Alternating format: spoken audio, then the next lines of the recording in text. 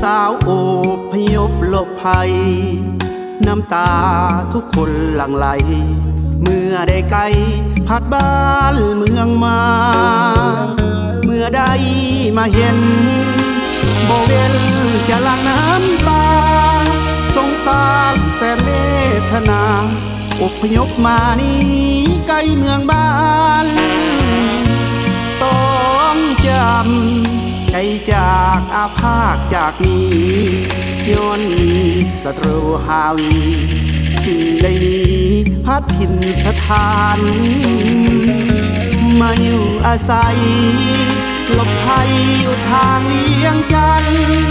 หนุ่มเวียงเห็นใจจอมขวัญจึงห้องเพลงควรปอกหัวใจเศร้ามีสาวเผ่ามงเผ่ายาวอีกเผ่าลาวเทิงที่อพยพมาเหิงยังคำหนึ่งคิดถึงบ้านเก่ามาอยู่เวียงนี้บ่เหมือนบ้านเกิดพวกเขาพี่น้องอย่าได้งอยเหงาอย่าโศกเศร้าเสียใจเห็นใจสาวโอพยพหลบมาพัดพางัวควายให้นาจากบ้านมาด้วยความห่วงใยบ้านป่าแดนเขาสาวเจ้าบ่อาจลืมไหลหากยามบ้านเมืองสิ้นภัยคงได้คืนไปถิ่นฐานบ้านเจ้า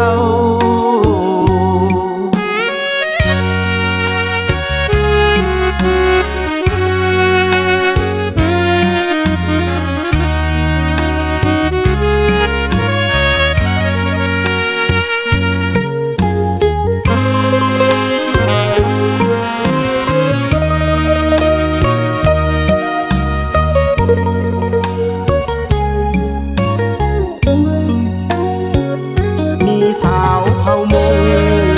เผ่ายาวอีกเผ่าลาวเทิงที่อพยพมาเหิงยังคำหนึ่งคิดถึงบ้านเก่ามาอยู่เวียงนี้บ่เหมือนบ้านเกิดพวกเขาพี่น้องอย่าได้งอยเหงาอย่าโศกเศร้าเสียใจเห็นใจสาวโอพยพหลบมาพัดพางัวควายให้นาจากบ้านมาด้วยความห่วงใย